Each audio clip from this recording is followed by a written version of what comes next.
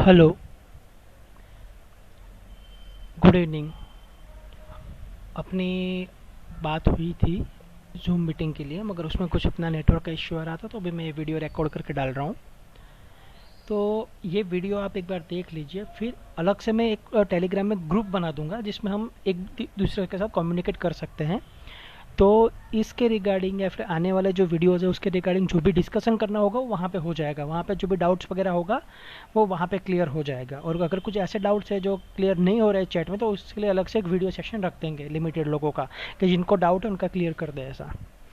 तो पहले बात करें कि शुरुआत कहाँ से करें। देखिए, एक्चुअली मैं ज़्यादातर आपको कॉल्स ऑप्शंस के देता हूँ या फ्यूचर्स के देता हूँ, और मैं भी ज़्यादातर फ्यूचर ऑप्शन या इंडेक्स दिन में ही काम करता हूँ। मगर अपने पास बहुत सारे लोग ऐसे हैं जिनको इसमें इंटरेस्ट नहीं है या फिर डरते हैं, या अभी उनका वो लेवल नहीं है, तो वो लोग बेसिक से सीखना चाहते हैं, तो मैं बेसिक से ही चालू करता हूँ। तो बेसिक में सबसे पहली चीज़ क्या आती है कि जहाँ पर सबसे ज़्यादा लोग गलती करते हैं वो ये है कि उनको ये नहीं पता होता है कि किस टाइप का ट्रेडिंग उनको शूट करता है। हम ज़्यादातर अगर पैसा गंवाते हैं तो वो इस रीज़न से गंवाते हैं क्योंकि हमें ये नहीं पता होता है कि मेरी फिज़िकली या मेंटली या फिर मेरा जो कैपिटल है या फिर मेरा जो दूसरा वर्क है उसके हिसाब से किस टाइप का ट्रेडिंग मुझे शूट होगा। तो इसके लिए मैंने एक एक्सेल यहाँ से बना के बढ़िया सी रखी हुई है जो सबको काम आएगी। इसमें किस तरह से है, देखिए पहले मैंने लिखा, इसमें बनाया हुआ है टाइप्स ऑफ ट्रेडिंग, मतलब कितने टाइप के ट्रेडिंग मार्केट में होते हैं। एक इक्विटी, दूसरा ऑप्शन और तीसरा इंडेक्स। तीन तरह के जो है ट्रेडिंग हम कर सकते हैं, या तो हम इक्विटी में ट्रेडिंग कर सकते हैं, ऑप्शन में कर सकते हैं, इंडेक्स में कर सकते हैं। इसके अंदर भी सब टाइप है। इक्विटी में आप स्विंग ट्रेडिंग करते हैं, पोजिशनल ट्रेडिंग कर सकते हैं, इंट्राडे कर सकते हैं, बीटीएसटी कर सकते हैं। सेम ऐसे ऑप्शन में भी 3 ऑप्शन है और इंडेक्स में भी 3 है। अभी होता क्या है, बंदा एक स्ट्रेटेजी सीखता है और वही स्ट्रेटेजी को बंदा हर जगह पे ट्राई करता है। या फिर आज बंदा ने एक स्ट्रेटेजी आरएसआई की सीख ली, तो एक हफ्ता 10 दिन आरएसआई पे काम करेगा, 10 दिन के बाद बोलिंजर बैंड पे काम करेगा, 10 दिन के बाद किसी और चीज़ पे काम करेगा। आप इस तरह से पैसा नहीं बना पाओगे सर। अगर आपको पैसा बनाना है तो आपको 100 स्ट्रेटजी सीखने की ज़रूरत नहीं है। आप बस एक स्ट्रेटजी सीखो, सिर्फ एक स्ट्रेटजी, और उसके ऊपर आप मिनिमम 100 ट्रेड लो। और जब आप उसके ऊपर 100 ट्रेड लेंगे, जब आप उसके ऊपर 100 ट्रेड लेंगे तब जाके आपका जो स्ट्रेटजी वो परफेक्ट होगी। तो उसके लिए आपको सबसे पहले क्या समझना पड़ेगा कि भाई मुझे किस टाइप का ट्रेडर बनना है। आज हम कुछ कॉलेज, आज हम हमारे मैं गुजरात में, हमारे 10वीं या 12वीं के बाद हमारे यहाँ पे स्ट्रीम डिसाइड होता है। तो हम 12वीं के बाद डिसाइड करता है कि भाई मैं कॉमर्स में जाऊँगा या मैं आर्ट्स में जाऊँगा या मैं साइंस में जाऊँगा, मुझे किस में इंटरेस्ट है उसमें मैं जाऊँगा। तो सेम ऐसा ट्रेडिंग है। आप ये डिसाइड करो कि आपको किस में ट्रेडिंग करना है। आप बोल रहे हो कि मुझे इक्विटी में ट्रेडिंग करना है, ये रहा इक्विटी, आपको इक्विटी में ट्रेडिंग करना है, तो फिर ये ऑप्शन और इंडेक्स के लिए भूल जाओ, ये आपके लिए इग्नोरेबल हो गया, छोड़ दो इसको। अगर आपको ऑप्शन में इंटरेस्ट है तो इक्विटी और इंडेक्स को छोड़ दो, आपको जिसमें इंटरेस्ट है उसमें ही काम करो, वो सबसे पहली बात होती है। और वो कैसे डिसाइड होगा वो मैंने यहाँ पे लिखा हुआ है। जैसे इक्विटी में अगर स्विंग ट्रेडिंग, ठीक है, पहले हम यहाँ पे देखो टाइप्स ऑफ ट्रेडिंग हो गया, स्ट्रेटेजीज। हर ट्रेडिंग का अपना खुद का एक स्ट्रेटेजी होता है। अगर आप स्विंग ट्रेडिंग करते हो तो वहाँ पे 40 एम आपके लिए सपोर्ट बहुत बढ़िया रहेगी। अगर आप पोजिशनल ट्रेडिंग करना चाहते हो तो इसके लिए आपको फंडामेंटल एसआईपी सिस्टम या 200 एम उस तरह की स्ट्रेटेजी इस्तेमाल करनी पड़ेगी। अगर आप इंट्राडे करना चाहते हो तो इनसाइड कैंडल स्ट्रेटेजी आपके लिए सबसे बेस्ट होती है। बीटीएसटी करना चाहते हो तो ब्रेकआउट वाले स्टॉक आप में आप ढूंढना पड़ेगा, मार्केट क्लोज होने के टाइम पे ऐसा स्टॉक आपको पकड़ना पड़ेगा जिसने आज ब्रेकआउट दिया है। तो इस तरह से हर स्ट्रेटेजी का अपना हर ट्रेडिंग का अपने खुद का स्ट्रेटेजी है। फिर ऐसा नहीं है कि आप 40 एम आप इंट्राडे में भी इस्तेमाल कर सकते हो, 40 एम आप ऑप्शन में भी इस्तेमाल कर सकते हो, 40 एम आप इंडेक्स में भी इस्तेमाल कर सकते हो। हर ट्रेडिंग की हर खुद की स्ट्रेटेजी है। आप खुद की एक स्ट्रेटेजी डिसाइड करो कि मुझे इक्विटी करना है और मुझे उसके अंदर बीटीएसटी ही करना है, तो फिर आपके लिए बन जाएगा सिर्फ ये वाला एक ऑप्शन। मैं इक्विटी करूंगा, इसमें बीटीएसटी करूंगा, तो मुझे उसमें से ब्रेकआउट स्ट्रेटजी पे ही काम करूंगा। फिर उसके अंदर कौन कितने इंडिकेटर लगते हैं, वो 3 इंडिकेटर मैंने लिखा। जैसे भी बीटीएसटी है तो उसमें 3 इंडिकेटर से हम काम लेते हैं। टाइम फ्रेम वगैरह उसमें कुछ नहीं होता, वो सब होता है, ठीक है। तो पहले आप ये डिसाइड करो कि आपको कौन सी ट्रेडिंग स्ट्रेटजी आपके लिए अच्छी है। ये सारी ट्रेडिंग स्ट्रेटेजी आपके लिए नहीं बनी है। आप सब हाथ से लड्डू खाने जाओगे, नहीं खा पाओगे। सिर्फ एक स्ट्रेटेजी डिसाइड करो कि भाई मैं सिर्फ ये एक स्ट्रेटेजी में काम करूँगा और फिर उसके ऊपर ही ट्रेड करना है, ठीक है। फिर यहाँ पर मैंने इंडिकेटर मेंशन किए हुए हैं कि कहाँ कहाँ पे कौन से स्ट्रेटेजी में कौन से इंडिकेटर के इस्तेमाल होते हैं। टाइम फ्रेम, वो इंडिकेटर को कौन से टाइम फ्रेम पे लगाया जाता है और वहाँ पे एनालिसिस किया जाता है। यहाँ पे सूटेबल अमाउंट, ये मेन चीज़ होती है। कैपिटल, आपके पास कितना कैपिटल, देखिए आपके लिए कौन सी ट्रेडिंग स्ट्रेटेजी अच्छी है वो आप दो तरह से डिसाइड कर सकते हो। एक, या तो आप अपने कैपिटल के हिसाब से उसको चूज़ कर सकते हो कि मेरे पास कितना कैपिटल है तो उसके हिसाब से मैं स्ट्रैटेजी चूज़ करूँ, या फिर ये वाला कि आप मार्केट को कितना टाइम दे सकते हो। आप फुल टाइम ट्रेडर हो, पार्ट टाइम ट्रेडर हो, आप इन्वेस्टर हो, आप out of the market trader हो कि आपके पास ऑलरेडी अच्छी जॉब है, अब मार्केट में आने के लिए आपके पास टाइम नहीं है। 9:15 से 3:30 के पास में आपके पास मार्केट में आने के लिए टाइम नहीं है। आप किस तरह के ट्रेडर हो उसके हिसाब से आप अपने लिए स्ट्रैटेजी चूज़ कर सकते हो, ठीक है। तो पहला है स्विंग ट्रेडिंग, ठीक है। तो उसमें मैंने स्ट्रैटेजी लिखी हुई है, इंडिकेटर लिखा हुआ है, टाइम फ्रेम कौन सा लेना है वो लिखा हुआ है, सूटेबल अमाउंट क्या है वो लिखा हुआ है, रिस्क रिवॉर्ड रेशियो कितना होता है, रिस्क रिवॉर्ड रेशियो, हाँ वो क्या होता है। रिस्क रिवॉर्ड रेशियो मतलब जब भी आप स्विंग ट्रेडिंग लेते हो तब वहाँ पे आपका जो एसएल आप काउंट करते हो, एसएल जो लगाते हो, मैं आगे भी सिखाऊंगा कि एसएल कैसे लगता है। तो स्विंग ट्रेडिंग के अंदर आपका जो रिस्क रिवॉर्ड रेशियो होता है 1:3 होता है। यानी अगर आप 100 रुपीज़ का रिस्क ले रहे हो, एग्जाम्पल के तौर पे आपने 1000 रुपये का कोई स्टॉक बाय किया है और आप उसमें आपका रिस्क है 900 रुपीज़, आपने 900 रुपये का एसएल अपने प्लान किया कि 900 रुपये का आते ही मैं एसएल हिट हो जाएगा, मैं एग्जिट हो जाऊँगा इस ट्रेड से। तो वहाँ पे आपका टारगेट कितना होना चाहिए, अगर 100 रुपीज़ का अगर आपका रिस्क है तो आपका टारगेट जो है 300 रुपीज़ का होना चाहिए। यानी 1000 रुपये में आपने अगर एंट्री ली है, 900 का एसएल है तो 1300 रुपया आपका जो है वो एग्जिट हो जाएगा, आपका टारगेट बन जाएगा। ठीक उसी तरह से पोजिशनल ट्रेडिंग में लिखा है 1/10, यानी 100 रुपये के रिस्क के सामने यहाँ पर आपको 10 गुना वहाँ से आपको कवर करना है। मगर वहाँ पर पोजिशनल में होता क्या है कि वो लॉन्ग टर्म होता है, बात 2 साल 5 साल की बात होती है, वो नॉर्मली ऐसे 6 महीना 8 महीना 1 साल की बात नहीं होती है। फिर इंट्राडे होता है, उसमें 1/1 उसी तरह से मैंने लिखा हुआ है। ट्रेल एसएल का मतलब होता है कि वहाँ पे आपको कोई टारगेट प्लान नहीं करना है, वहाँ पे बस आपको एसएल जो आपका एसएल है उसको ट्रेल करते जाना है और जैसे ही एसएल हिट हुआ आप प्रॉफिट छोटा मोटा जो भी प्रॉफिट मिला वो लेके बाहर, ये होता है ट्रेल एसएल। ठीक है। सूटेबल अमाउंट मैंने यहाँ पे लिखा हुआ है कि स्विंग ट्रेडिंग आप कोई भी अमाउंट हो आपके पास छोटा बड़ा आप स्विंग ट्रेडिंग में जा सकते हो। पोजिशनल के लिए मिनिमम 20 लाख, ये मेरा लुक है, मतलब ये ऐसा कोई रूल्स नहीं है कि 20 लाख से नीचे पोजिशनल ट्रेडिंग नहीं कर सकते। मगर मैं अपना जितना मार्केट सीखा हूँ उससे ये समझाऊँ मैं कि अगर मेरे पास अगर 20 लाख रुपए होंगे और तब जाके अगर मैं पोजिशनल ट्रेडर बनने जाऊँगा तो मुझे 1 साल 2 साल या 3 साल के बाद कुछ डिसेंट अमाउंट, कुछ रिटर्न डिसेंट दिखेगा। अभी मेरे पास अगर 50,000 है या 1 लाख है या 2 लाख है और उसमें अगर मैं पोजिशनल ट्रेडिंग करने जाऊँ 2 साल के लिए तो मुझे इतना रिटर्न जनरेट नहीं होगा। मुझे अगर 1 लाख 1.5 लाख है तो मैं स्विंग ट्रेडिंग करूँगा तो वो मेरे लिए बेटर होगा, वो मेरे को ज़्यादा रिटर्न जनरेट करके देगा। ठीक है। इंट्राडे हो गया। फिर ये ऑप्शन के अंदर स्विंग ट्रेडिंग में अगर आप ऑप्शन में स्विंग ट्रेडिंग यानी हफ्ता 10 दिन या 15 दिन के लिए अगर आप ट्रेड को एग्जीक्यूट करने वाले हो तो आप मिनिमम 15 लाख से बजट लेकर चलो, क्योंकि वहाँ पर आपको हेजिंग करना पड़ेगा।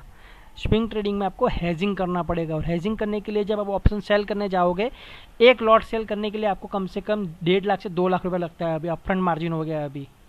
ठीक है। तो ये अलग से मैंने सब लिखा हुआ है, तो ये आपको अच्छे से समझ में आ जाएगा। ठीक है। अभी हम सीधे पॉइंट पे चलते हैं। देखिए जो ये वाला है स्विंग ट्रेडिंग जो है 40 MA, इसका मैं अलग से वीडियो ऑलरेडी संडे को शूट कर चुका हूँ, जो एडिटिंग में गया हुआ है तो वो डायरेक्ट आने वाला है, तो डायरेक्ट आप उसी में से डायरेक्ट सीख लीजिएगा। अभी मैं बस उसमें जो इंडिकेटर इस्तेमाल होने वाला है वो इंडिकेटर बता देता हूँ। ठीक है। जैसे मैंने इंडिकेटर यहाँ पे लिखे हुए हैं, कौन से लिखे हुए हैं, MA मतलब मूविंग एवरेज, विलियम्स है, ये बोलिंजर है, RSI है, तो मैं यहाँ पे अलग से ये ले लेता हूँ, इंडिकेटर बता देता हूँ। देखिए इंडिकेटर क्या होता है, सबसे पहला इंडिकेटर है मूविंग एवरेज। मूविंग एवरेज कहाँ कहाँ पे इस्तेमाल होता है, आपको ये सीट जो है ना वो भी साथ में लेके चलनी है। आपको करना क्या है, आपको ये सारी चीज़ें सीखने की ज़रूरत नहीं है। देखिए आपको विलियम्स फ्रैक्टल या वीवैप या बॉलिंजर बैंड सब सीखने की ज़रूरत नहीं है। आप पहले ये चूज़ करो आप कौन सी स्ट्रीम ले रहे हो, कॉमर्स ले रहे हो, आर्ट्स ले रहे हो, साइंस ले रहे हो, ठीक है। और उसके हिसाब से आपका जो कोर्स है वही कोर्स को पढ़ो, दूसरे कोर्स पढ़ने की आपको ज़रूरत नहीं है अभी के लिए। अगर आप कॉमर्स में जा रहे हो यानी कि स्विंग ट्रेडिंग में जा रहे हो तो आपको आरएसआई से या वॉल्यूम से या बॉलिंजर बैंड से कुछ लेना देना नहीं है, आपको सीखने की ज़रूरत नहीं है। अगर एग्जाम्पल के तौर पे आप ऑप्शन के अंदर बीटीएसटी करना चाहते हो तो आपको मूविंग एवरेज का कोई लेना देना नहीं है, आपको ना आरएसआई से आपको लेना देना है, आपको प्योर सिर्फ पाई जैक्सन और विलियम्स फ्रैक्टल के ऊपर काम करना है। तो पहले ये डिसाइड कर लीजिएगा कि आपको कौन से स्ट्रीम में एडमिशन लेना है, कॉमर्स, आर्ट्स या साइंस, और उसके हिसाब से अपना कोर्स चूज़ कीजिए। अब इंडिकेटर पे आते हैं। सबसे पहला इंडिकेटर है मूविंग एवरेज। वो क्या होता है वो यहाँ चलते हैं। देखिए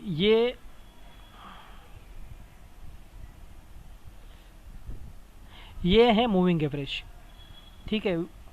मूविंग एवरेज मतलब क्या होता है कि ये ट्रेंड को दिखाता है। ट्रेंड अभी अलग अलग मूविंग एवरेज होते हैं, पहले लगाते हैं कैसे इसको ये दिखा देता हूँ। आप इंसर्ट इंडिकेटर में जाएंगे, यहाँ पे सर्च करेंगे मूविंग एवरेज, तो मूविंग एवरेज आ जाएगा यहाँ लिखा हुआ। फिर यहाँ पे उसका सेटिंग आएगा, ठीक है। सेटिंग में जाओगे, अपने अपने हिसाब से अब लगा सकते हो। कोई 20 डेज़ का मूविंग एवरेज इस्तेमाल करता है, कोई 40 दिन का इस्तेमाल करता है, कोई 50 करता है, कोई 200 करता है, कोई 100 करता है, ठीक है। सबका अपना अपना एक फंडा होता है। मगर ये मूविंग एवरेज करता क्या है, ये आपको ट्रेंड दिखाता है, पर्टिकुलर स्टॉक का ये ट्रेंड दिखाता है। जैसे डिविज लैब की अगर हम बात करें, ठीक है, देखिए यहाँ पे मैंने 2 मूविंग एवरेज लगाई हुई है। ये 40 मूविंग एवरेज है जो मैं बंद कर रहा हूँ, देखो चली गई। ये 40 मूविंग एवरेज है और ये अभी 20 मूविंग एवरेज है, ये वाली। मूविंग एवरेज करती क्या है, मूविंग एवरेज आपको ट्रेंड दिखाता है। ट्रेंड मतलब कि पिछले ये 40 दिन का मूविंग एवरेज है, 40 डेज़ का मूविंग एवरेज मैं इस्तेमाल करता हूँ। तो 40 डेज़ का मूविंग मतलब 40 दिन में इसका क्या ट्रेंड है। 40 दिन से ये स्टॉक ऊपर जा रहा है या 40 दिन से ये स्टॉक नीचे आ रहा है, यहाँ पे ये स्टॉक नीचे आ रहा है, या 40 दिन से ये स्टॉक कंसोलिडेट मोड में है, ना ऊपर जा रहा है नीचे जा रहा है, बस घूम रहा है इधर आसपास पे। ये ट्रेंड दिखाता है, ठीक है। नॉर्मली लोग ज़्यादातर जो एक्सपर्ट लोग होते हैं वो 20 डेज़ का मूविंग एवरेज इस्तेमाल करते हैं। 20 डेज़ का इस्तेमाल क्यों करते हैं पहले तो वो बता देता हूँ। आप एक वीक के अंदर कितने दिन ट्रेडिंग करते हो, Monday, Tuesday, Wednesday, Thursday, Friday, 5 days, right. और एक महीने में कितने वीक होते हैं, 4 वीक होते हैं। तो 4 वीक होंगे तो क्या होगा, 20 दिन हो गया। इसलिए लोग ज़्यादातर जो है 20 डेज़ का मूविंग एवरेज लेते हैं। हम यहाँ पे 40 डेज़ का लेते हैं मूविंग एवरेज। क्यों 40 डेज़ का मूविंग एवरेज लेना है, क्योंकि हम यहाँ पे क्या कर रहे हैं, स्विंग ट्रेडिंग। पहले हम स्विंग ट्रेडिंग कर रहे हैं, तो स्विंग ट्रेडिंग में हम किसी भी स्टॉक को कितने दिन होल्ड करेंगे, नियरली 1 डे से लेकर 5 डेज, 6 डेज, 7 डेज या 10 डेज, 15 दिन, 1 हफ्ता या 2 हफ्ता। तो हम 1 महीने की जगह पे सेफ्टी के लिए 2 महीने का ट्रेंड लेते हैं।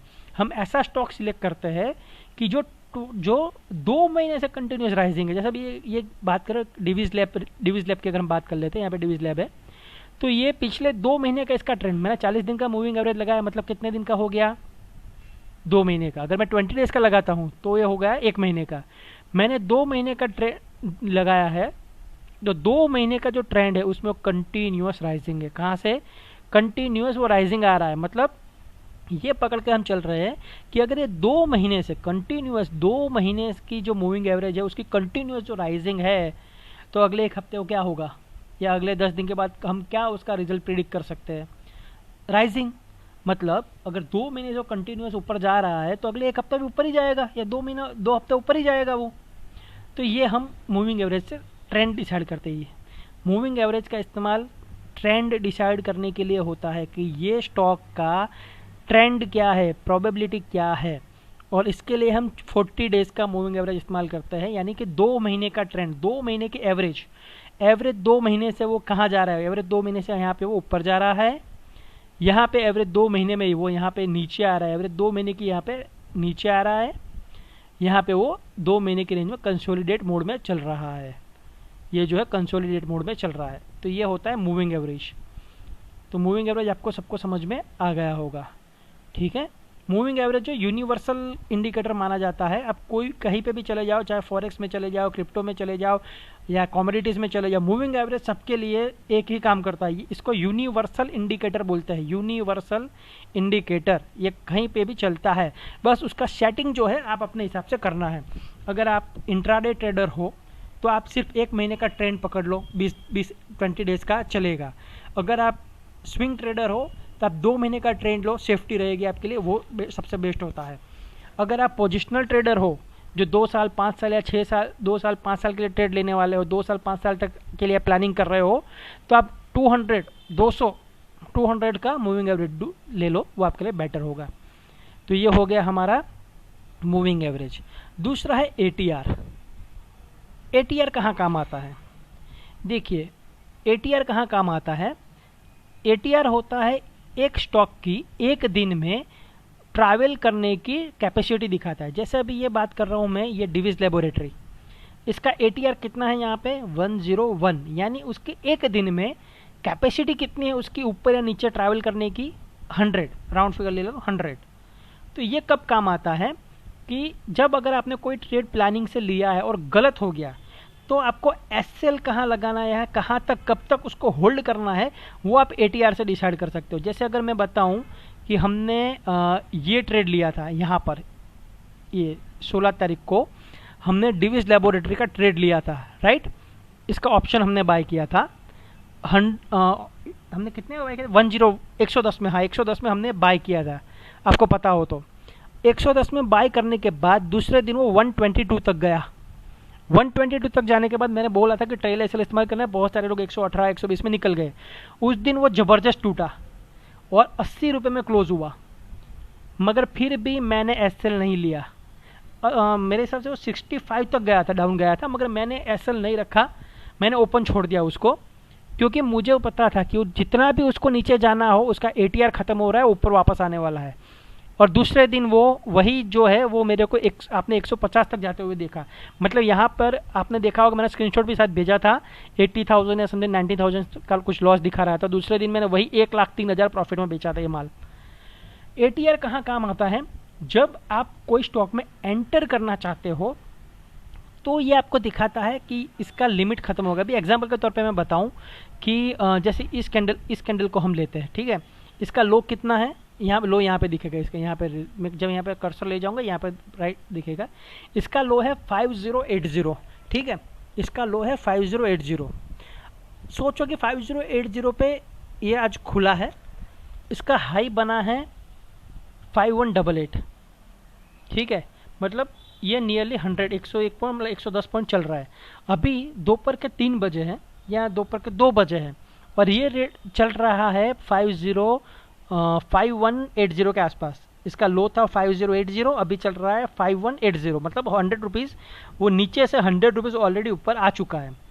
तो मैं अगर इंट्राडे के लिए अगर पोजीशन बना रहा हूँ तो मैं इसमें बाइंग पोजीशन नहीं बनाऊंगा, क्योंकि उसका ATR जो है वो ख़त्म हो चुका है, इसका ATR जो है उसका लिमिट जो है वो ख़त्म हो चुका है। तो मैं अभी इसमें बाइंग पोजीशन नहीं बनाऊंगा, क्योंकि मुझे पता है कि ये ऑलरेडी उसका जो कैपेसिटी वो ख़त्म हो चुका है, भाग भाग के बहुत और नहीं भाग पाएगा, मुझे लंबा टारगेट नहीं मिलेगा इसके अंदर, ठीक है। सेम उसी तरह से अगर यहाँ पे मैं शॉर्ट कर रहा हूँ तो यहाँ पे ओपन कितना हुआ है वो 5, इसका लो कितना है सॉरी हाई, इसका हाई कितना है, यहाँ पे हाई दिख रहा है, हाई है 5223।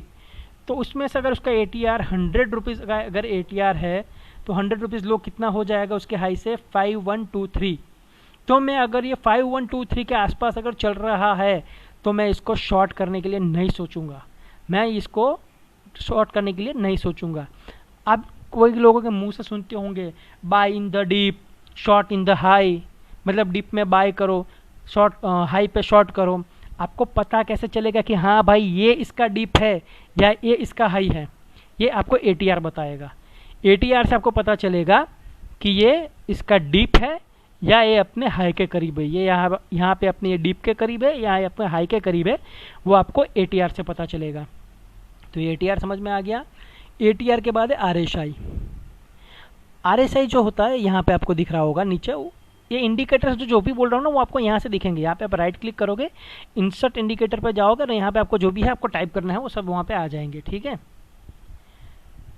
ओके, RSI क्या करता है? RSI जो है वो स्ट्रेंथ दिखाता है। स्ट्रेंथ मतलब जो भी काम हो रहा है वो सही हो रहा है या गलत हो रहा है वो ये दिखाता है।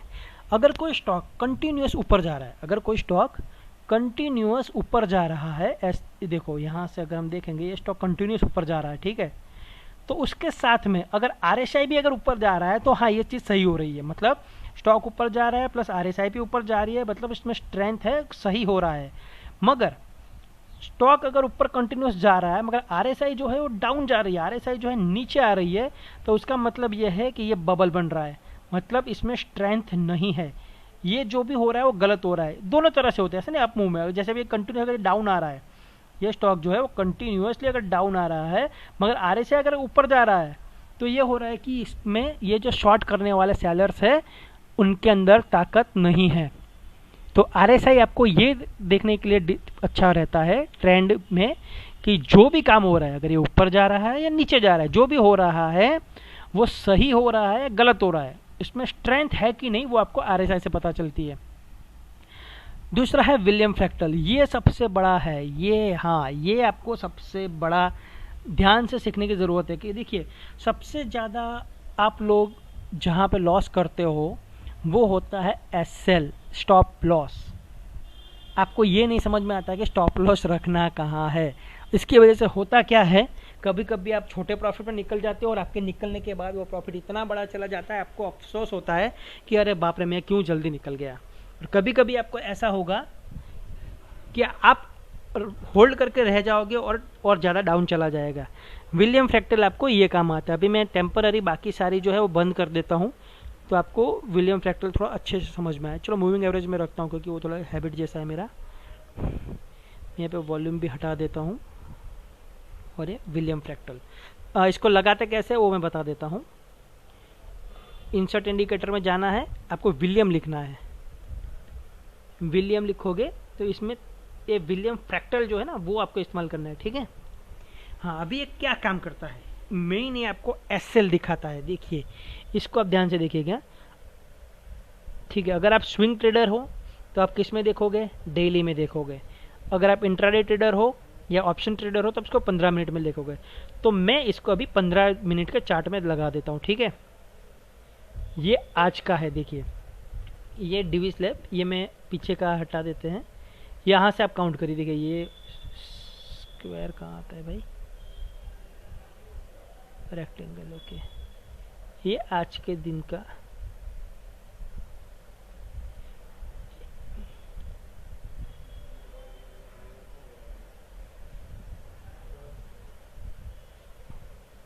ओके ये जो है ना ये आज का दिन का ट्रेडिंग सेशन है ये, राइट।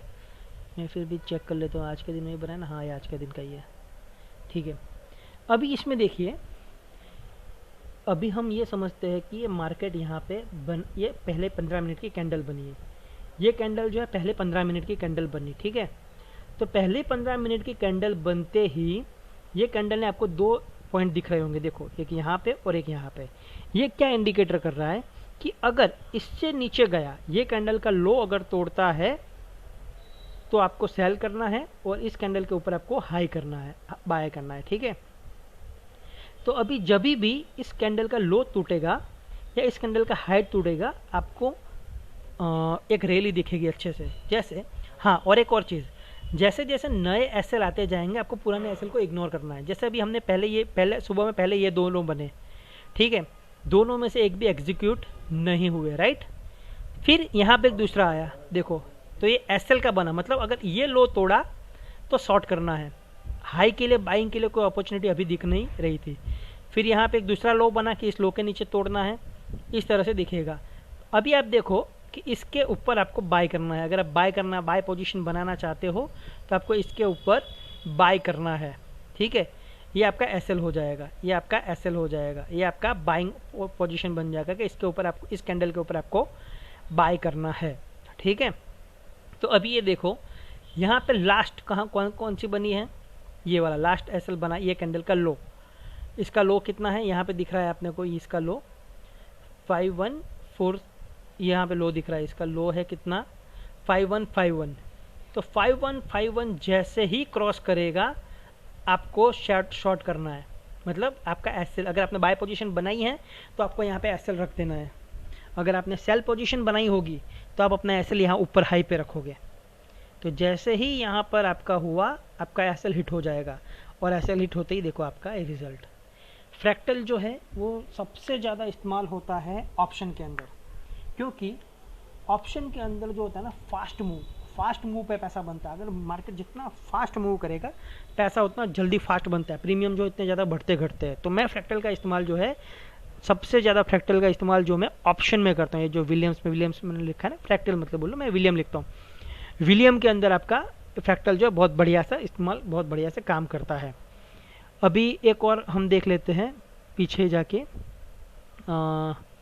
वनडे में जाएंगे। ये बेरिश कैंडल देखा हमने, एक बुलिश कैंडल, चलो ये बुलिश कैंडल है, ये बुलिश कैंडल पे देखते हैं कौन सी डेट का कैंडल है ये, 30/8 का, 30/8 है क्या, बहुत ले चलो इतना पीछे नहीं जाना है, चलो इधर ही देख लेते हैं, अगले दिन का ही देख ले, ये दिन हो गया, ये अगले दिन का देख लेते हैं, ये अगले दिन का बॉक्स है, ठीक है। ये यहाँ से यहाँ पे रेक्टेंगल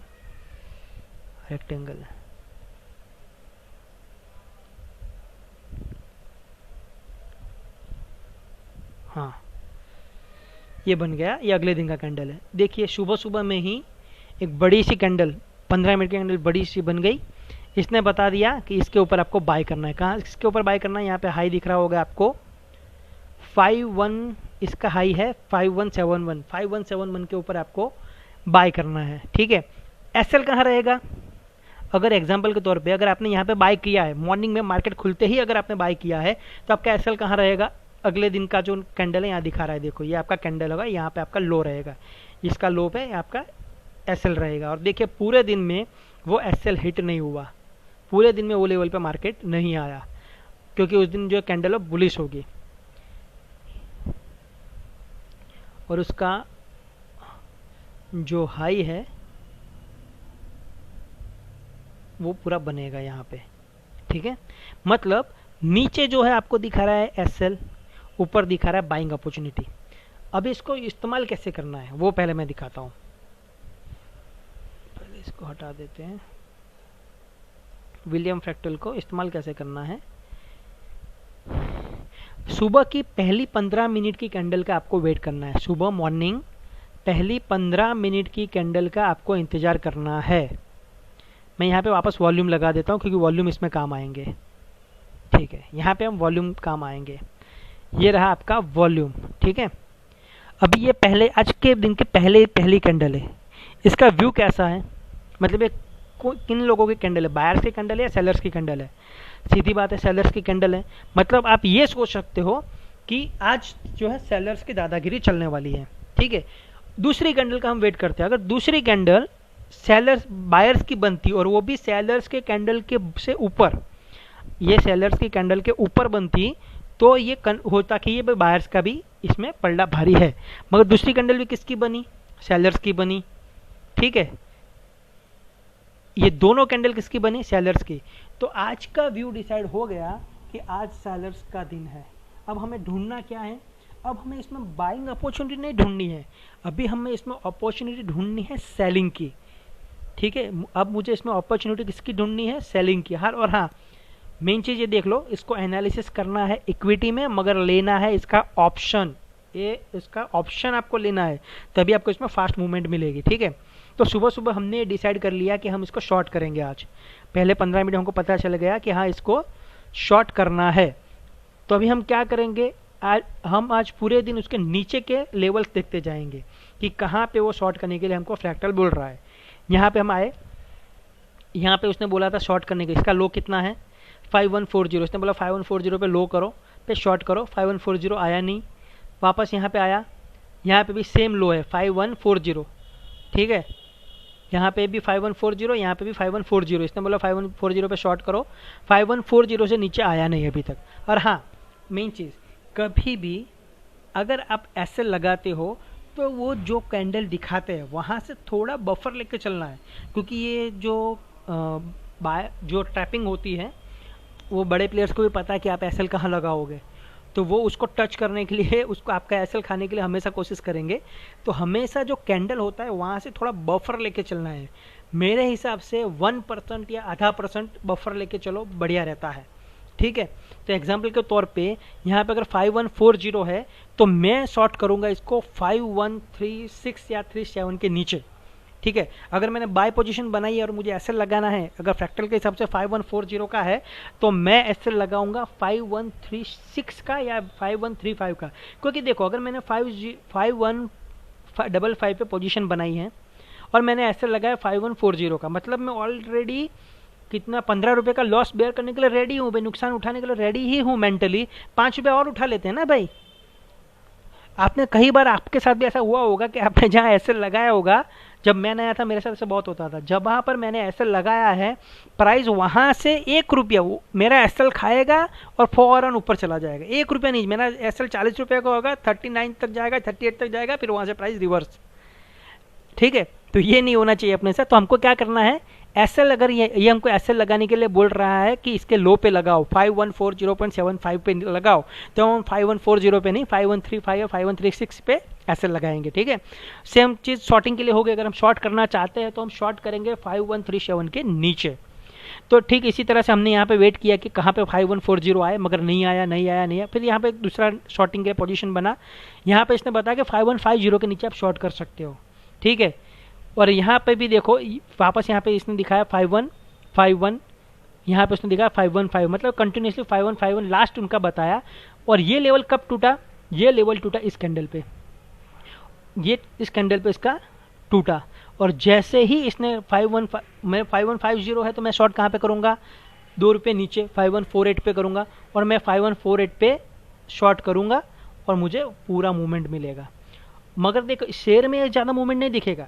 5150 है तो 5150 से ये डाउन कितना गया, लो गया 5126, मतलब नियरली 25 रुपया गया। तो ये ज़्यादा मूवमेंट नहीं दिखेगा, 25 रुपये ही आपको दिखेगा। मगर ऑप्शन में अगर वहाँ पे आप कंपेयर करोगे तो कम से कम ये 13 से 14 रुपया मूव हो चुका होगा। 13 से 14 रुपये मतलब हमारा एक ट्रेड हो जाता है। ठीक है, तो विलियम फ्रैक्टल बहुत काम की चीज़ है। ठीक है, और इस पे ही आप ज़्यादा फोकस करो, पेपर ट्रेडिंग करो।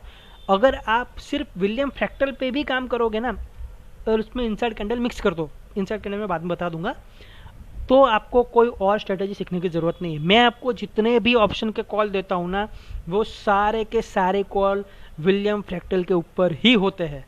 मैं विलियम फ्रैक्टल के ऊपर ही आपको ऑप्शन कॉल देता हूँ। आपको पता है कि हमारे ऑप्शन के कॉल कैसे चलते हैं। ठीक है, तो विलियम फ्रैक्टल पे सर बहुत मेहनत करेगा। ये ऐसा है, लोग आपको ज़्यादा, बहुत सारे लोग आपको नहीं दिखाते होंगे। मैंने भी आज तक शायद, मैंने भी ऐसे यूट्यूब पे सर्च नहीं किया, मगर मैं जितने लोगों को फॉलो करता आज तक मैंने किसी के मुंह से विलियम फ्रैक्टल सुना नहीं है। मगर ये आपको सबसे ज़्यादा ज़रूरी है, क्योंकि आपको ये पता है कि कहाँ पे मुझे एसएल लगाना है, कहाँ पे मुझे बाइंग पोजीशन बनानी है, मुझे कहाँ पे शॉर्टिंग पोजीशन बनानी है। ठीक है, एक और हम इसमें एक दिन कल का डाटा देख लेते हैं। ये हो गया कल का डेटा। ठीक है, ये देखिए सुबह पहली 15 मिनट की कैंडल किसकी बनी, बायर्स की बनी। ठीक है, तो हमारा पहले से हमको आज का दिन का पता हो गया कि आज हम क्या करेंगे, बाय पोजीशन बनाएंगे। ठीक है, तो बाय पोजीशन हमें कब बनानी है, ऊपर की साइड पे इसका हाई कितना है 5171, तो हम 5171 पे बनाएंगे। मगर 5171 हमको वापस कभी भी मिला नहीं। फिर वापस यहाँ पे आया, यहाँ पे इसने इसके हाई पे बाय करने के लिए सिग्नल दिया 5167, हम 5167 पे वेट करेंगे और यहाँ पर हमको 5167 मिला। हमने यहाँ पर 5167 में एंट्री बनाई। ठीक है, तो 5167 पे हमने यहाँ पर एंट्री बनाई।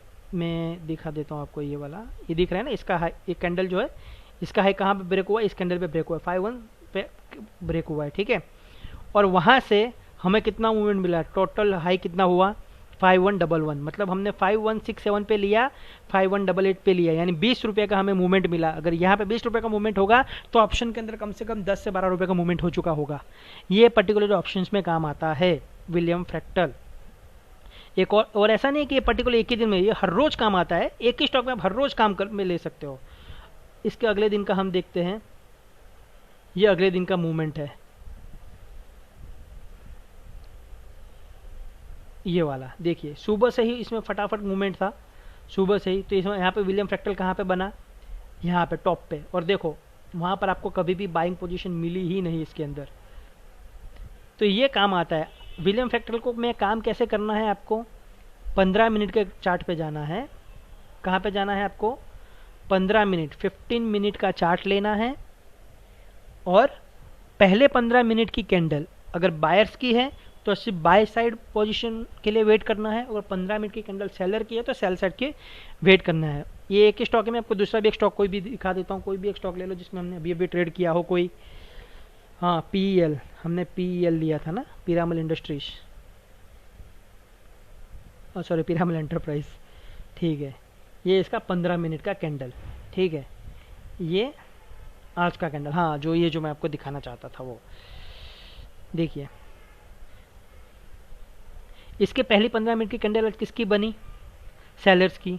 तो रूल्स के हिसाब से हमारा क्या हो जाएगा? सेलर। तो हम ये डिसाइड करेंगे हमको सेल साइड अपॉर्चुनिटी ढूंढनी है, मगर जैसे मैंने आपको बताया था कि उसके बाद वाली कैंडल एग्जैक्ट बायर्स की बने और उसका अगर हाई तोड़ देता है तो फिर हमें अपॉर्चुनिटी कहाँ ढूंढनी है? बाई साइड ढूंढनी है। ठीक है, तो यहाँ पर हमने यहाँ पर पहले जब नीचे की साइड देख रहे थे, अभी हम उसको देखना है ऊपर की साइड पे। तो अभी हम अपॉर्चुनिटी कहाँ ढूंढ रहे हैं? ऊपर की साइड पे। तो यहाँ उसने हमको बोला कि इसके हाई के ऊपर बाई करो। हाई हो गया 2642, तो हम वेट कर रहे हैं कि कहाँ पे 2642 वेट करे। मगर यहाँ पर उसने एक और हमको अपॉर्चुनिटी दे दी। यहाँ पर उसने हमको सिग्नल दिया 2628 के ऊपर। इसका हाई दिख रहा है, इस कैंडल का हाई यहाँ पे दिख रहा है 2628 के ऊपर इसने हमको बाय करने के लिए दे दिया। ठीक है, और साथ में हमको एसएल भी मिल गया। हमको 2628 के ऊपर बाय करना है और एसएल कहाँ लगाना है? एसएल के लिए यहाँ पे आगे के दुख यहाँ दिया हुआ है एसएल। इसका लो कितना है? 2612। हम राउंड फिगर ले लेते हैं, 2 रुपया नीचे 3 रुपया नीचे 2609 पे। तो हमको एंट्री लेने से पहले हमको पता हो गया कि 2628 के ऊपर बाय करना है और एंट्री कहाँ लेनी है, स्टॉप लॉस कहाँ लगाना है? ये रहा आगे का फैक्टर 2 रुपये बफर नीचे। ठीक है, इसका सॉरी इसका लो कितना है? 2606। ओके, इसका लो है 2606 लो है। तो मैं रैंडमली अगर 2600 का लेवल पास में है राउंड फिगर, मैं 2600 का एसएल लगा लूंगा। ठीक है, तो देखो हमको 280 के ऊपर वहाँ एंट्री कहाँ मिल रही है? देखो उसके बाद ये कैंडल में नहीं मिला, ये में नहीं, और यहाँ पर हमको एंट्री मिला। हमको यहाँ पर एंट्री 2620 के ऊपर मिला, और 2620 पे एंट्री मिलते ही इसने हाई कितना बना दिया? ये रहा हाई। देखो यहाँ पर 2620 पे आपने एंट्री ली और यहाँ पे आपका दूसरे ही कैंडल में आपका हाई बन गया। कितना है? 2668। यानी कितना मूवमेंट हो गया इसके अंदर? 2628 से 2668, यानी 10 20 30 40 रुपये का मूवमेंट हो गया। 40 रुपये का मूवमेंट अगर इसमें हुआ है तो एटलीस्ट उसके अंदर ऑप्शन के अंदर इसका मूवमेंट कितना होगा? कम से कम 15 से 16 या 20 रुपया। नॉर्मली 1 रुपीज़ अगर ऑप्शन बढ़ता है, सॉरी 1 रुपीज़ अगर शेयर का प्राइस बढ़ता है तो ऑप्शन का प्रीमियम जो है 40 पैसे से लगा के 70 पैसे के बीच में बढ़ता है। यानी अगर यहाँ पे इतना 40 रुपये का मूवमेंट आया तो एटलीस्ट एक्सपेक्ट कर लो कि 15 रुपये का तो मूवमेंट मिल जाएगा। अब आप ही बताओ कि हमको 15 रुपये का मूवमेंट अगर 10 मिनट में मिल रहा है तो हमको क्या चाहिए? तो ये हो गया आपका विलियम फ्रैक्टल। ठीक है, तो इसके ऊपर आप खास प्रैक्टिस कीजिए। मैं जो ग्रुप बना रहा हूँ, ठीक है, जिसमें डिस्कशन ग्रुप, इसमें भी आप इसी पे फोकस करना। कल के दिन में पूरा दिन जो भी आप सब लोग अपना खुद का एक स्टॉक ले लेना। अगर आपको DLF पसंद है, किसी को डिविज लेबोरेटरी पसंद है, किसी को पिरामल इंडस्ट्री पसंद है, किसी को आरती इंडस्ट्री पसंद है, अपना सेट लो और इसके ऊपर आप काम करो। ठीक है, ये हो गया विलियम फ्रैक्टल। इसके अलावा है वीवेप एंड बोलिंजर बैंड। सर इसमें और ज़्यादा टाइम लग जाएगा क्योंकि ये बहुत डीपली लेना है, तो मैं आज के लिए इतना ही लेता हूँ। वैसे भी 9 बज गए हैं। ठीक है, तो आज के लिए सर आप ये देख लीजिए, मूविंग एवरेज, ATR, RSI और मेन चीज़ विलियम फ्रैक्टल, जो आपको कोई नहीं सिखाएगा। और ये सबसे ज़्यादा जरूरी चीज़ है कि एसएल कहाँ लगाना है, एंट्री कब लेनी है, एग्जिट कब लेनी है, ये आपको इधर से ही पता चलेगा। ठीक है, तो सबसे एक बार रिवीजन कर लेता हूँ कि सबसे पहले खुद को पूछो, खुद की जांच से अपने आप से पूछो कि भाई मेरे प्रोफेशनल के हिसाब से या फिर मेरी जो अमाउंट है उसके हिसाब से किस टाइप का ट्रेडर मैं बनूंगा तो मेरे लिए अच्छा है। ठीक है, और उसके हिसाब से कोई एक ही स्ट्रेटेजी चूज करो। ऐसा नहीं कि मैं सब में हाथ डालूं, या तो एक ही स्ट्रेटेजी डिसाइड करो, या तो मैं स्विंग ट्रेडिंग करूंगा इक्विटी में, या मैं ऑप्शन में स्विंग ट्रेडिंग करूंगा, या मैं इंडेक्स में करूंगा। ठीक है, मैं इक्विटी में करूंगा तो सिर्फ इंट्राडे ही करूंगा या सिर्फ BTST ही करूंगा, ऑप्शन में करूंगा तो सिर्फ BTST ही करूंगा या सिर्फ इंट्राडे ही करूंगा। और उसके हिसाब से अपनी स्ट्रेटेजी, मैं एक स्ट्रेटेजी बार बार धीरे धीरे ले लूंगा। 40 MA क्या, 40 MA का वीडियो ऑलरेडी मेरा शूट हो चुका है। ठीक है, तो ये बाकी की सारी स्ट्रेटेजी मैं बारी बारी से एक्सप्लेन कर दूंगा, और आपको सिर्फ वो एक ही स्ट्रेटेजी पे काम करना है। अगर आपने डिसाइड किया कि भाई मैं ऑप्शन के अंदर जाऊंगा और इंट्राडे करूंगा, तो सिर्फ आपको प्राइस एक्शन और विलियम फ्रैक्टल के अलावा और किसी भी इंडिकेटर पे ध्यान भी नहीं देना है। सोचना भी मत कि और कोई इंडिकेटर है मार्केट में। मैं इस तरह से काम करता हूँ। मैं जब स्विंग ट्रेडिंग लेता हूँ, जब मैं स्विंग ट्रेडिंग करने के लिए बैठता हूँ ना, तो मैं दिमाग से निकाल देता हूँ कि मार्केट में बॉलिंजर बैंड नाम का भी कोई इंडिकेटर है, या आरएसआई नाम का भी कोई है, विलियम फैक्टर नाम का कोई इंडिकेटर है, मैं भूल जाता हूँ। मैं उस टाइम में मेरे दिमाग में एक ही चीज़ होता है, दुनिया में सिर्फ एक ही इंडिकेटर है, मूविंग एवरेज। मुझे उसी के ऊपर ट्रेड लेना है। तो आपको भी यही करना है। सिर्फ एक स्ट्रेटेजी खुद के लिए डिसाइड करो कि मैं सिर्फ इस स्ट्रेटेजी पे काम करूंगा, मेरे लिए बस यही सही है, और उसके ऊपर 100 ट्रेड लो। पेपर ट्रेड की बात नहीं कर रहा हूँ, पहले शुरुआत में भले पेपर ट्रेड लो, मगर बाद में आप खुद का ट्रेड लेना शुरू करो। छोटे छोटे अमाउंट से लो या छोटे छोटे लॉट से लो, मगर ट्रेड करो। क्योंकि पेपर ट्रेड में सब चीज़ सही होती है, मगर जब उसको रियल में एग्जीक्यूट करोगे ना, तब ग्रिड आएगा, फियर आएगा, स्टॉक फटाक से नीचे आ गया, डर लगने लगेगा। ये अपना कौन सा था, मैं नाम भी भूल गया, अपना डीवी स्लैब, आपने जिसको कमाने के लिए लिया, सोच के लिया, फटाक से 80,000 का 1 लाख का लॉस दिखा दे, क्या हालत हो जाएगी आपकी। पेपर ट्रेडिंग में अच्छा लगेगा, हाँ 2 दिन के बाद ऊपर आ गया, देखो और प्रॉफिट हो गया। मगर उस दिन अगर रियल ट्रेड लिया होगा, जैसे मैंने रियल ट्रेड लिया था, अगर ऐसा रियल ट्रेड अगर आपने लिया हो और 80,000 रुपये अगर आपको माइनस दिखे, तो क्या हालत हो जाएगी आपकी। पेपर ट्रेडिंग में कोई दिक्कत नहीं होता है, रियल ट्रेड लेने में आपकी क्या बोलते हैं, एग्जाम होती है वो आपकी। ठीक है, तो कोई भी एक स्ट्रेटेजी डिसाइड करो, उसके लिए जो इंडिकेटर ज़रूरी है, ठीक है, जो इंडिकेटर जरूरी है सिर्फ वही इंडिकेटर को सीखो और समझो, और उसके ऊपर पहले पेपर ट्रेडिंग शुरू करो। जहां पे भी दिक्कत आती है ग्रुप के अंदर डालो, ठीक है, ग्रुप के अंदर डाल दो कि भाई सर यहाँ पे मुझे डाउट है, यहाँ पे मुझे डाउट है, और डाउट हम क्लियर करते जाएंगे। ठीक है, आज के लिए सर इतना ही। तो आज के लिए हमने देखा मूविंग एवरेज, एटीआर, आरएसआई और विलियम फैक्टर। खास चीज़ सर, आप इसके ऊपर ही प्रैक्टिस करो, विलियम फैक्टर के ऊपर ही प्रैक्टिस करो। ऑप्शन में अगर आपको जाना है तो ऑप्शन के लिए आपको विलियम फैक्टर और वी वेब दोनों के अलावा और किसी की ज़रूरत नहीं पड़ेगी। ये मैं बाद में ले लूँगा, विलियम, ये वी वेब और बोलिंजर बैंड। मगर आप विलियम फैक्टर पर सर आज बहुत प्रैक्टिस करो, और एटलीस्ट कल आप ग्रुप के अंदर कम से कम 10 से 15 ट्रेड दिखाओ कि विलियम फैक्टर के आपने आइडेंटिफाई किए थे और वो चले कि नहीं चले। ठीक है, thank you. Hello hello. Hello, voice PG. हाँ सर, मैं पाशो पीजी में से बात कर रहा हूँ, बोलिए सर। कौन सी पीजी सॉरी? सर मैं पाशो पीजी में से बात कर रहा हूँ, बताइए। 500 पीजी